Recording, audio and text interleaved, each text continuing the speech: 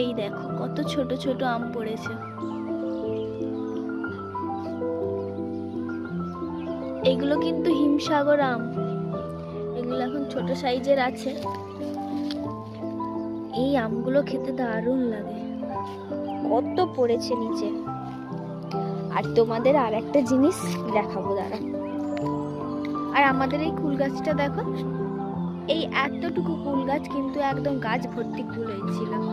আর সেই কুলগুলো আমি আদি সব পেড়ে পেড়ে খেয়েছি। আর পাখিতে তো অনেক কুল খেয়ে নিয়েছে। এই যে আমাদের হিমসাগর আম, খুব মিষ্টি। আর একটা জিনিস যেটা আমার কাছেও নতুন, এই দেখো আমাদের গাছে কেমন বেরি হয়েছে। এই দেখো, দেখেছো? এগুলো খেতে কিন্তু দারুণ টেস্ট।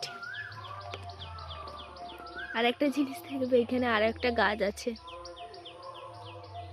এই দেখো, লজ্জাবতী।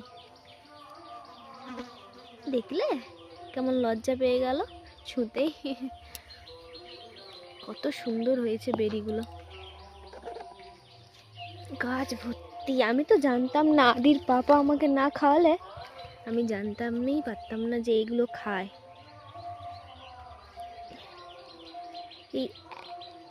এই দেখো, এগুলো কিন্তু একদম কালো হয়ে যাবে, কালো হয়ে গেলে খেতে বেশ মিষ্টি মিষ্টি লাগে। এখন এগুলো টক। এই আর একটা, এই যে কি সুন্দর খেতে, আমি জানতামই না যে এই ফলগুলো খাই বলে।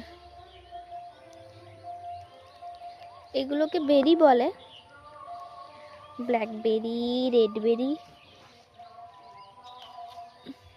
এই দেখো কি দারুণ, দেখতেও কত সুন্দর। ছোট্ট দেখো কত ছোট্ট হয়ে আছে, পাখিতেই খেয়ে নিচ্ছে অনেক। আমি আর দেখতে পাচ্ছি না, কোথায় গেল। এই দেখো একটা ব্ল্যাক কালারের আছে এখানে, এই যে, এই যে, এইগুলো ভীষণ মিষ্টি হয় খেতে। আরো একটা ব্ল্যাক কালারের আছে, এই যে, এই যে,